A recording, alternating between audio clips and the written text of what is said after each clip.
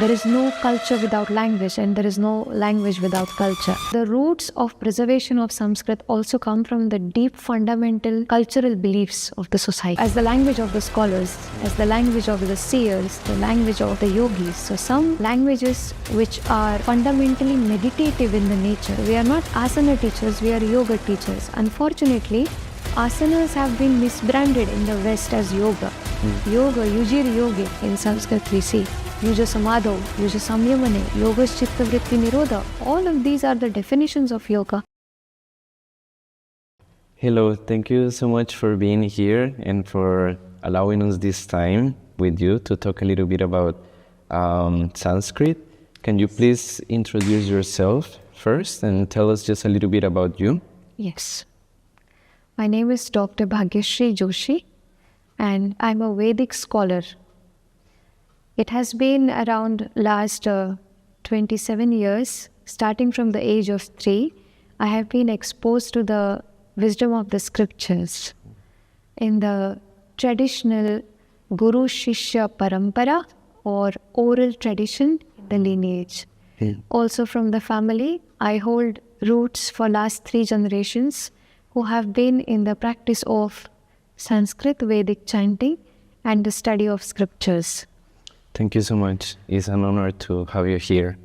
So let's start to talk a little bit about the language as a thing, Sanskrit. Yes. And maybe tell us about the importance of pronunciation and, for example, how is yoga really pronounced, and Yes. what is the role that the pronunciation has to play in all of it? Yes.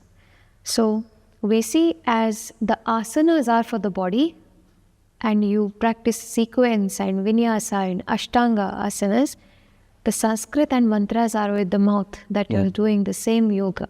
The language Sanskrit beautifully weaves inhalation and exhalation, the practices that are fundamental in pranayama. And with every word, you're either inhaling or exhaling deeply. The sun and moon energy of the body, the Ida and Pingala, are greatly balanced with Sanskritam. Sanskrit is also a language that takes one to the lightness of the heart. So when you speak Sanskrit, you feel as if you're singing a song or in a melody which follows. The texts of yoga are in the language Sanskrit, and we see sage Patanjali, the one who carried the tradition of yoga forward by systematizing the entire practice of yoga, has majorly in his life contributed to 3 scriptures or 3, we could say, schools of thought. One was the practice and yoga philosophy, second was the practice and philosophy of Ayurveda, and third, practice and philosophy of Sanskrit. So to understand yoga, we need to understand Patanjali. And to understand Patanjali, we need to understand how yoga, Sanskritam and Ayurveda come together. And can you tell us a little bit about the history, since all of that it comes before Patanjali, as you're saying. Yes. So what is the history that comes within Sanskrit? Sanskritam, we see the language before Panini, the Sanskrit language, had many grammarians. So the name Panini and Patanjali are very instrumental in understanding the history of Sanskrit language. Although it is said the goddess Saraswati and the god commonly referred to as Indra had their own grammar and their way of speaking Sanskritam, it is the scholar Panini and scholar Patanjali. These 2 sages, the rishis or scholars, are the ones we can understand in the present times. Okay. So we can roughly divide the area of Sanskritam pre-Panini, post-Panini, and also pre-Patanjali, post-Patanjali in ancient understanding of Sanskritam. In the modern times, Sanskrit is still a living language. It is still carried in the traditional lineage. It is not lost.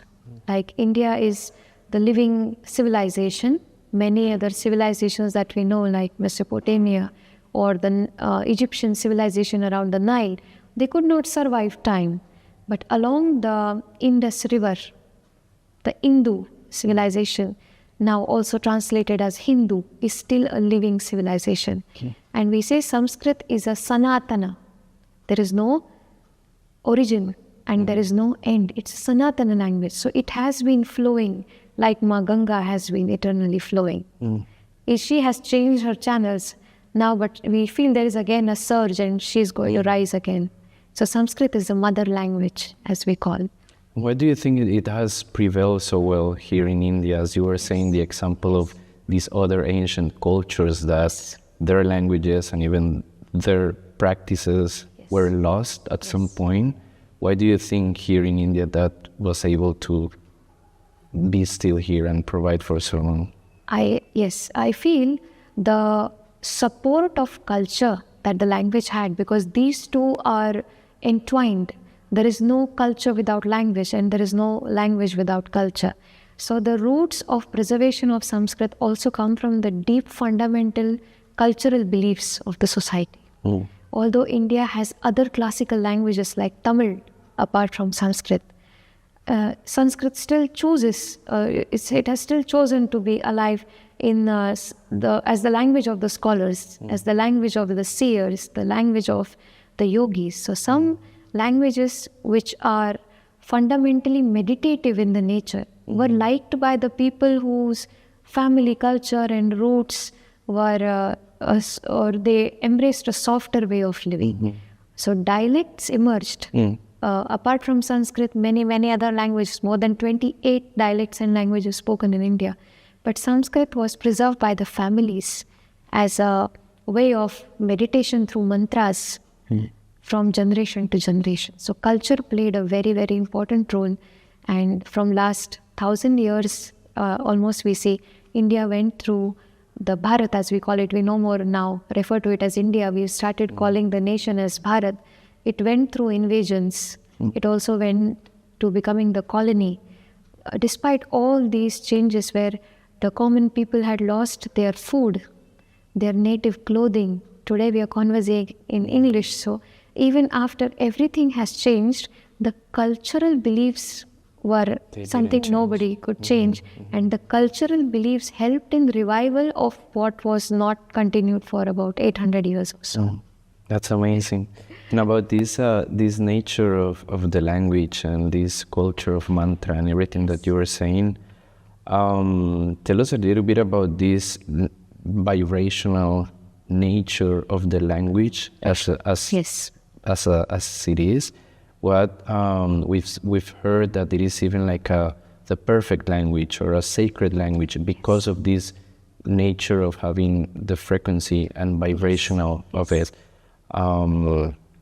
For example, we've seen students that they ask teacher, what happens if I connect with my mantra, but I am not pronouncing it right? Is the frequency, the vibration is still going to have the benefits in me, or how can we play with having the good intention of the mantra and understanding it? But what if I don't pronounce it right?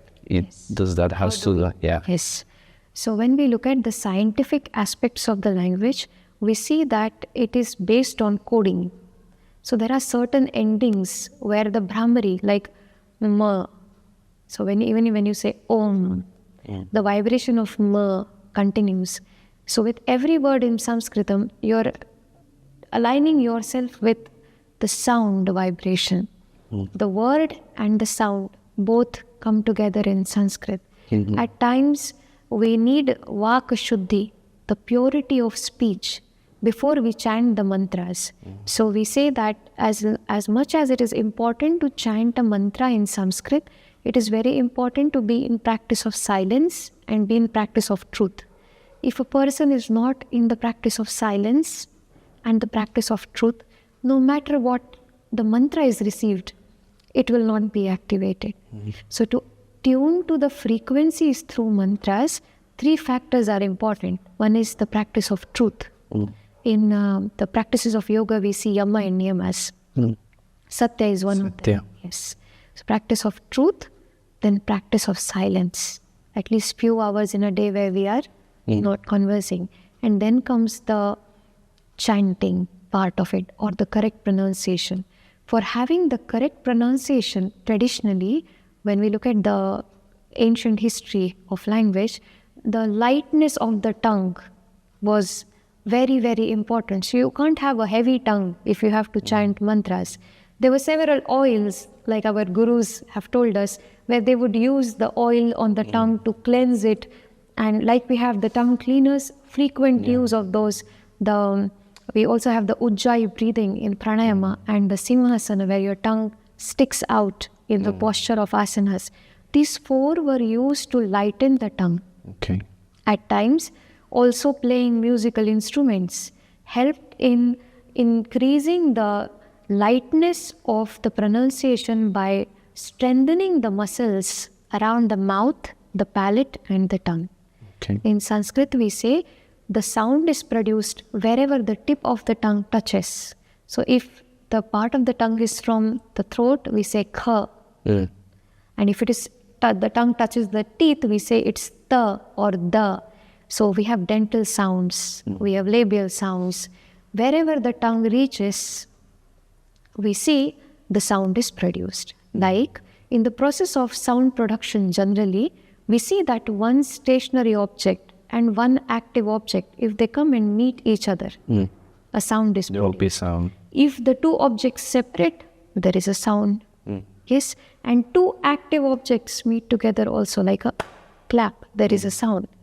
So in Sanskritam, neither it's the separation sound, like tearing of a cloth, nor 2 objects coming together, but it is the part of the mouth which is stationary, and it's the tongue that moves and touches.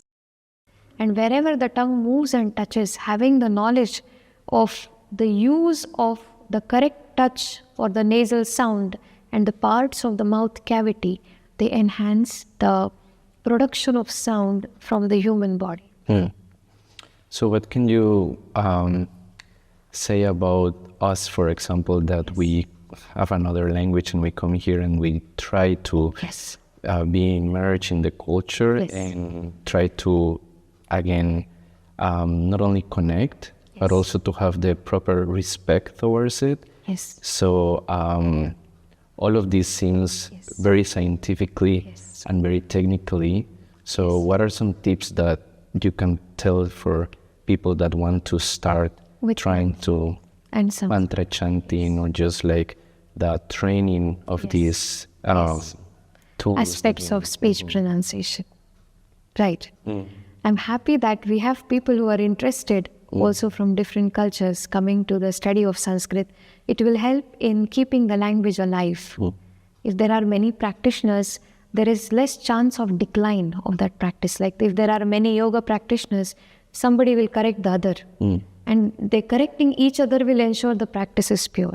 So similarly, if we see in case of Sanskrit, if we come from a culture where some strong sounds are used or light sounds are used, we will have to connect with the phonetics of Sanskrit language.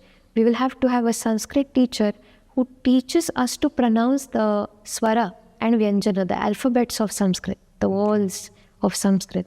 And we go for a training of the practice of truth, silence, and whenever we speak, it is only the sound of the alphabets or the vowels. We call them Maheshwara Sutra. So Maheshwara, it is said in a very famous narration, it is that it is Shiva himself who gives the language Sanskrit to Panini. Yes, when Panini is meditating, he hears the sound of the drum, the damaru, which Shiva holds.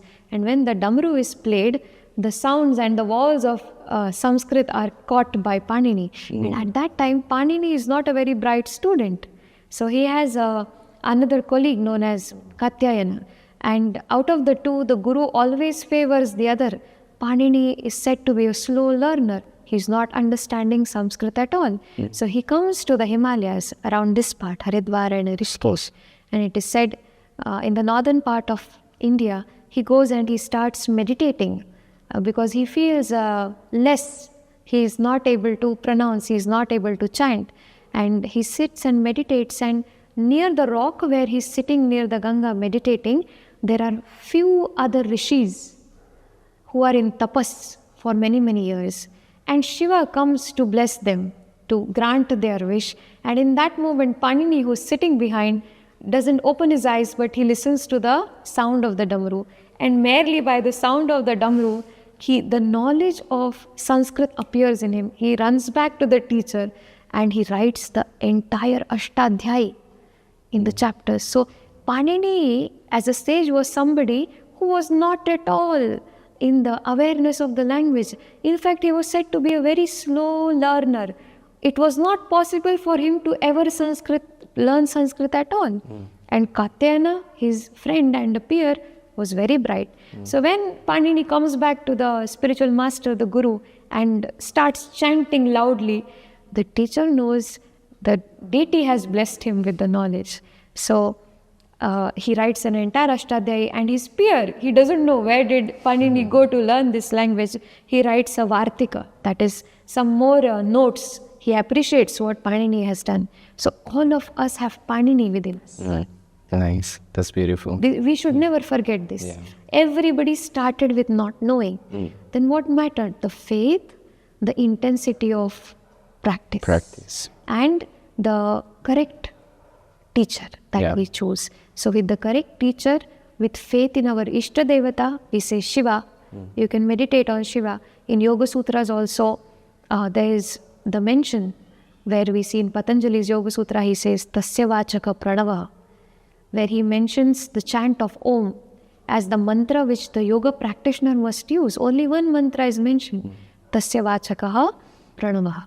So when you have faith in the divine, Sage Patanjali says the name of the divine is Om. So just chant Om. Okay. So chanting of Om, practice of silence, practice of truth, seeking the correct teacher, and having faith in the heart that how am I not able to get this?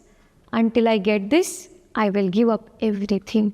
And when we badly want it, we say, Shiva also blesses us like he blessed Panini, and the language comes to us, receives us. That's beautiful. Sorry, it went a little long. No, There is an that's interesting amazing. Thank you. story to it. And what do you think about the translation or meaning of some of the concepts? For example, I have seen that sometimes it's hard for the teachers to translate a word into another language, and they have to, let's say, for example, our philosophy teacher, to translate Dharma, he has to give a whole class of context just to translate one word. So I'm wondering if the language itself, sometimes the meaning gets lost in the translation of other languages because we simply don't have the words to properly translate what it is meant to be. Very right. Yes, it is true. In that case, we also see the modern scholars who are equally proficient in English language and the Latin roots. For example, along with my traditional studies, I was also taught in the convent school. So I could have the language and structure of English grammar and also have the language and structure of Sanskrit grammar, and it helped me. So I'm grateful for my parents for having that perspective about 30 years back that I would need another language to translate Sanskrit in the future. So having a teacher who has the knowledge of both is one, it makes easy, where the traditionally Sanskrit is also there, but the other language is also as efficiently used as Sanskrit. One. Second is to go with Indian teachers in your country who speak your language, for example, Spanish, but are also English Sanskrit scholars. Like we have Indian embassies in different countries. So connecting with the embassy to know, is there anybody who's teaching Sanskrit? Because if they have migrated to that country, that means they can speak the language of the land. And they will be able to bring you closer to the meaning in Sanskrit. So basic study you can do in your own place, and then you can travel to Rishikesh or India and see a teacher who can take you from the basic to intermediate.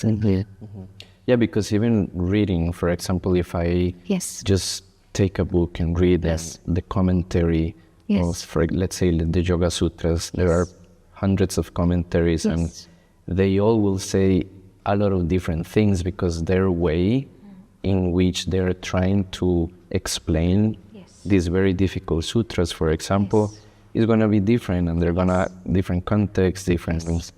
So yeah, I guess apart from that, having an actual teacher that Yes. can, Helps. in a way, help you to understand everything in your language will be very beneficial.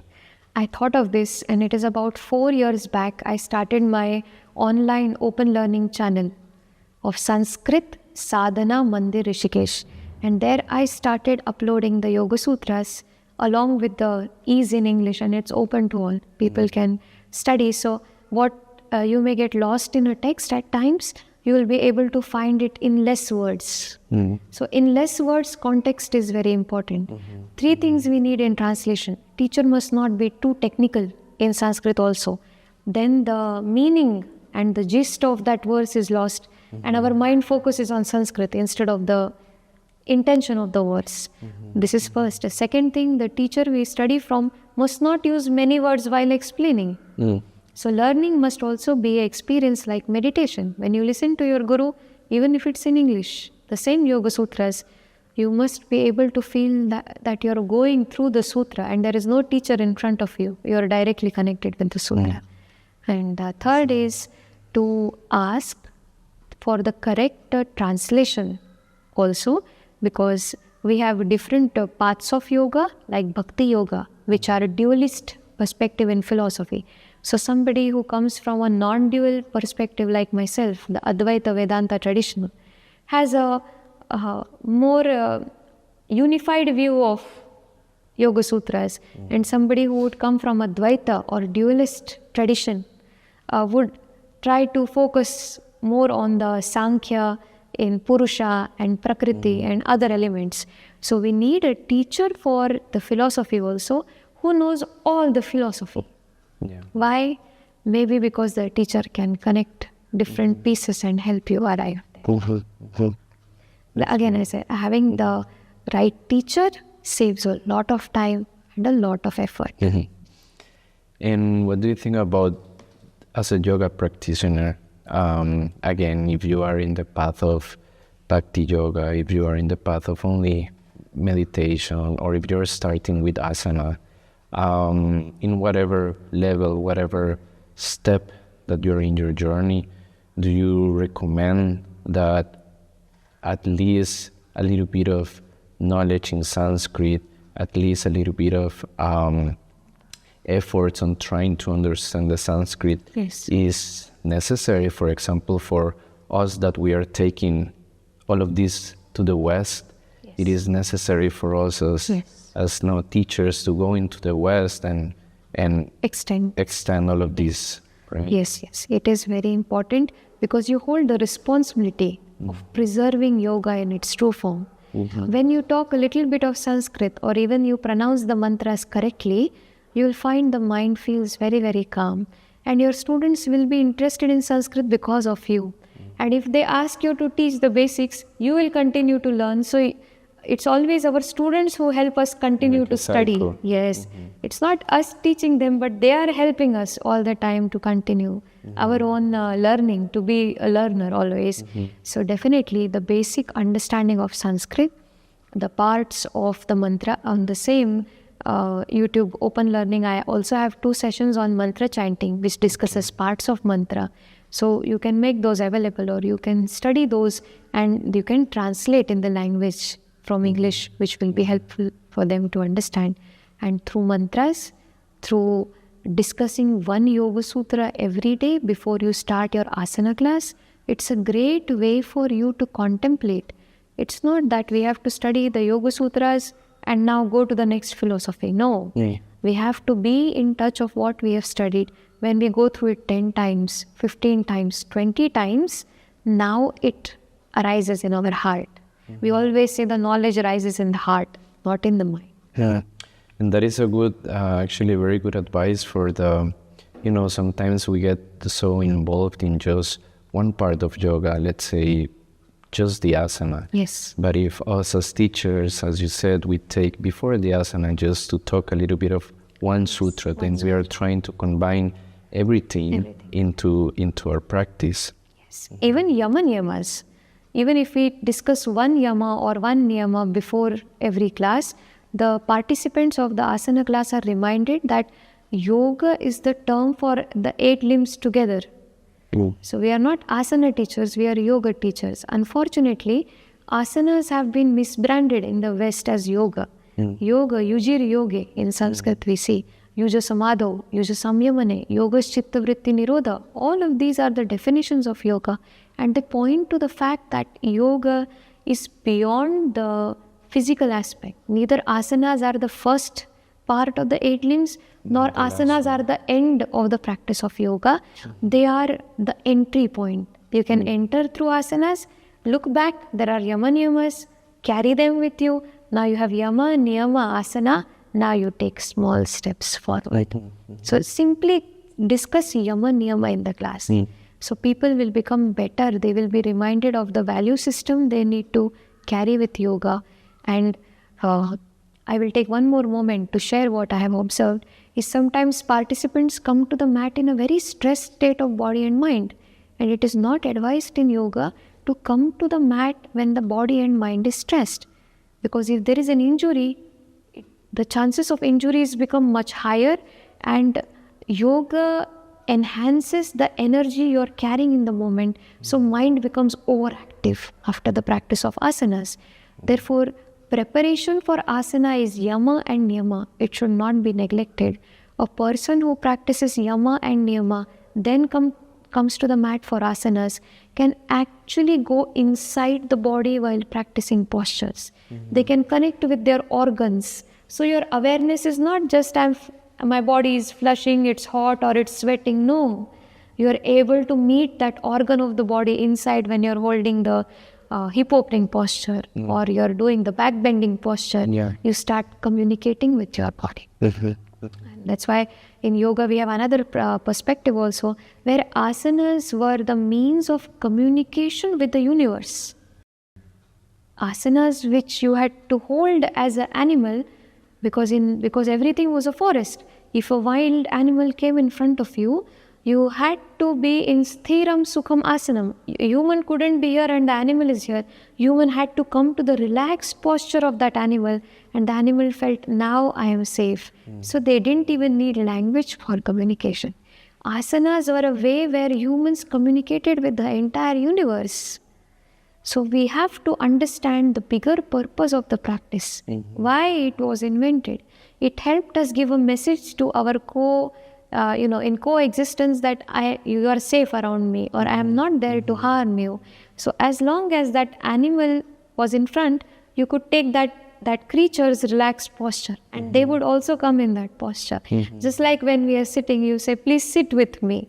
So it's asanas were a way of saying, let's sit together. So they both felt safe. They both went going to very beautiful. Yes. That's very beautiful. I have never heard that way of explaining the asana. That's very nice, and it makes a lot of sense. Like when we think about it, of course, like hundreds, thousands of years ago, when all of this was first practiced, first shared, they needed to be very well involved with nature. The nature surrounds. I guess that's the thing that we have lost a little bit now. That now we have disconnected each other from nature, and we think that all of this is just for this layer, and that's it.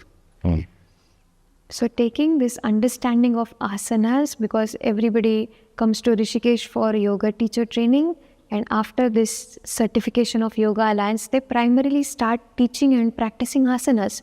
And that's good. But asanas should be understood as a medium of communication within your body and with the nature. So asanas are a way where you can be in perfect coexistence with everybody. We all become same when we are practicing the posture.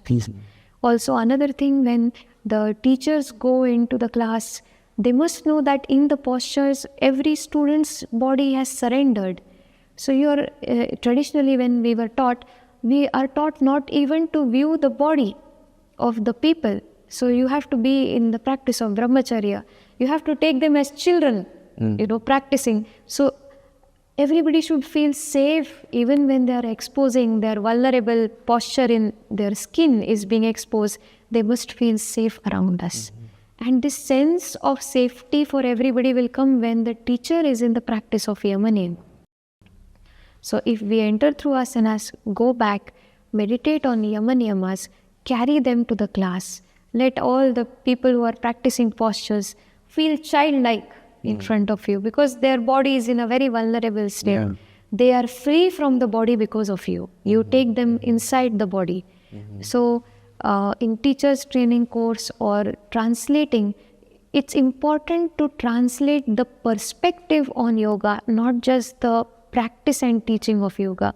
So perspective and the practice both need to go. Even before the practice and the teaching comes the perspective. How we are looking at yoga. We are looking at it as a form of exercise. We are looking at it as a form of communication, or whatever that we think it is. We should have the correct perspective. Yeah. And coming back a little bit in the Sanskrit, something that you mentioned at the beginning of the interview, like what are the things that the government is doing to continue to promote Sanskrit knowledge, learning, teaching, not only here but in the rest of the world? The government has taken a lot of efforts in the last 10 years. Especially it had made the Bharatiya knowledge systems or Indian traditional knowledge systems a part of the National Education Policy, NEP. So higher education institutions like IITs also have started teaching Sanskrit, and they have also started teaching the philosophy, Indian philosophy. And we have the government grant for central Sanskrit universities. If you look up on the internet, there are various hubs of Sanskrit that are being created for anybody, even from a rural part of India, who come from very basic livelihood, to come and avail those courses at very less cost, and in the regional languages also.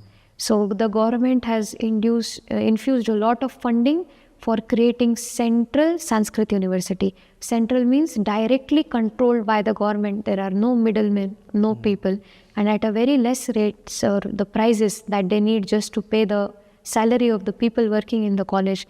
They have the online mode also of learning Sanskrit, and you can go to the university, you can take up the degree courses, which was the centralization was not possible because India just got its freedom about 75 years back. The important questions we had was how to feed a big population. The land which we were using, indigo and dyes were cultivated, so land had become barren. So India took first 40 years to just ensure that the population is fed. In 1994 in India, we opened our boundaries, 93-94, for trading with other countries. In that time, different banks, hospitals, hotel chains, they all entered to partner in India. Before that, you didn't have any international brand, or that's what you call it now, brand or a hotel chain. After 1994, the partnerships with the business or the capitalist societies, they started with India. Even Yoga Alliance we see from 2008. Before the pandemic, there were handful schools in Rishikesh. You could just see nature everywhere. After the pandemic, there are more than 300 schools registered, Yoga Alliance schools. So Yoga Alliance also came as a way to hold a business partnership. So when we look at nationally funded institutions, we are able to learn authentically at a very minimum price we pay for it. And the Indian Embassy is also promoting in different countries by holding regular Gita shloka, because Bhagavad Gita is the popularly chanted and expressed scripture which is in Sanskrit and also to do with yoga. It is the highest text on yoga. It also has a knowledge of the message of all other philosophies. So yoga, Sanskritam and philosophy, they all come together in the Gita. So many embassies, Indian embassies, are promoting Gita chanting competitions. So you can be very connected to yoga if you, in any country that you are, and check the website of the Central Sanskrit University. It is giving the courses at a very, very minimal stress on the pockets of the common people. That's nice. That's very nice. Is there anything else that you want to share about us as Westerns and us as practitioners that come here to learn. Yes. And that we really do want to take all of this knowledge in the best way that we can over there, so we can continue to help people and we can continue to just spread the message in the best way we can. Yes. One way we can do this is to know that our generation is connected through the internet, and we have the potential to revive the best practice of our own country, own language, and also support any language or any country which is trying to revive its own culture.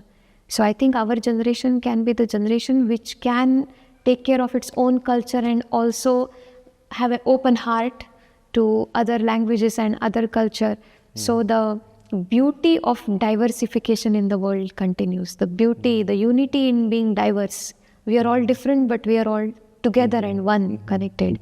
So this will be very, very, very beneficial to have, again, a very open mind, to not see yoga as a religion or Hinduism as a religion, but as a way of life. We say the definition of Hinduism is Hinani Gunani Dushayati iti Hindu in Sanskrit. We say Hindu is the one who is able to cut off the lesser guna. There are three gunas, sattva, rasas and tamas. So anybody who is able to rise from tamas and go towards sattva is a Hindu. Yes. So even though politically there is a nation, there are boundaries, but in the heart, everybody is a Hindu or everybody is part of the Hindu culture, the Indus Valley civilization. If they have the basics of understanding that it is a way of life. Yeah. You can follow your own religion, you can follow your own culture, but also you can adopt and help any culture or any language which is in the good of all. What do you recommend in general, or what should we try to include as a part of, let's say, the curriculum of a TTC that involves more Sanskrit, or that helps the student get an idea of what are they going to need in Sanskrit for their TTC, and how can they grasp the actual importance of Sanskrit for their journey in yoga? Yes. This is a very thoughtful question. It is advised to have infusion of Sanskrit as a workshop in the TTC. So maybe you can invite the scholars to come and to have a workshop on the terminology of yoga and its Sanskrit understanding and a pronunciation, one. And before coming for the course also, they can go for a recorded or a live session with a scholar to understand the names of the postures, to understand the key concepts and words in Sanskrit that the teacher will use, so they can reconnect better in the class, not feel missed out or left out, or the language will not feel alien, but they will accept Sanskrit as much as they accept yoga. Good. And one more way is when students choose the school, they can always write a request that they would need a session on Sanskrit as well. So if it comes from the student community, the schools will also have to give it a thought, or they can write to Yoga Alliance and formally they can do it. It might take some time, but having a recorded course, and like yourself, you can always, since you have this perspective, have a pre-TTC familiarization with yoga and Sanskrit. We call it a familiarization workshop. Yeah, to get used to. To get used to listening again and again. We can have interactive quizzes. Okay. So they are able to remember. So when they actually come to the yoga hall, they already know what they are listening and what that term is and what that meaning is. So they will be encouraged to ask questions to the teacher. If they feel, oh, this is difficult, this is the first time I'm listening. So they will not focus on the message the teacher is delivering, but To focus on how hard this is to pronounce, how hard it is to understand. Yes. Okay, perfect. So one last question just for everyone to be very clear, and so we can also be very clear in how to get the message out. What is the main relationship and importance of the Sanskrit in yoga? The text, the scripture and teachings of yoga are in the language Sanskrit. So if you even want to connect with a person and you know their language, even a small, like saying hello or thank you, they feel deep affection towards us. Just like if we want to be friends with yoga and we want to embody that practice, we must be able to understand the soul of yoga through Sanskrit. So it's not that we should be able to read and we should be able to speak Sanskrit while in yoga, but we must be able to understand the message of the philosophy of yoga which is delivered in through Sanskrit. So we can have a teacher who has the knowledge of Sanskrit while we are studying the yoga philosophy, and we can also ask the teacher to share and teach us little bit, even the counting in asana or some mantras, some small mantras that we saw while at the beginning of the class, one sutra. So even if we are able to have a good pronunciation in Sanskritam, we will be able to understand the message of yoga for ourselves and deliver it. Sanskritam is the base, is the soul of yoga. So to understand great yogis and to understand their language, Sanskritam will help us. Thank you so much. And again, if there is anything else that you want to end up with, any message that you want to Yes. give out? I can say that my husband and I, we've been closely working for revival of yoga in Sanskritam for many years in Rishikesh now. So if there is any seeker, anybody who wants to connect with yoga very simply, they can always reach out to us and we are always open to help them and guide them correctly. So they can connect with us as a family without any barriers, and they can always seek guidance from us. We are very happy to be in Rishikesh and help them with all that we can. Thank you so much. Namaste. And how can they find you and your husband?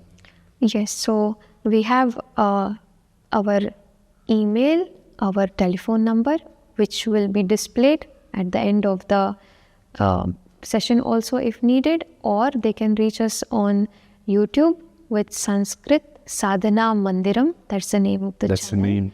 Okay. And on Instagram, it is Brahmavadini Bhagyashri. That is my name. Okay. So they can always connect from both the channels, and they can also look for shorter courses that we do. Like tomorrow is the Gita Jayanti, the day where the Bhagavad Gita was given to Arjuna by Bhagavan Krishna. So we are starting another course on Vedanta, online courses. We also do a lot of online courses, just that when it's a different language, we need a translator. But if it's English, we can do it by ourselves. But if there is a group of people in any country who want to understand deeper about Sanskrit and the philosophy, all philosophies, we have Shadadarshana, Sankhya, Yoga, we have Nyaya, Vaisheshika, Mimamsa, Vedanta, these 6 philosophies, and they have somebody who speaks their own language and also English. We will be very happy to have a, teaching extended to them at a very, very minimum basic price. The goal is just for them to learn. Okay, perfect. Thank you. Thank you. Thank you.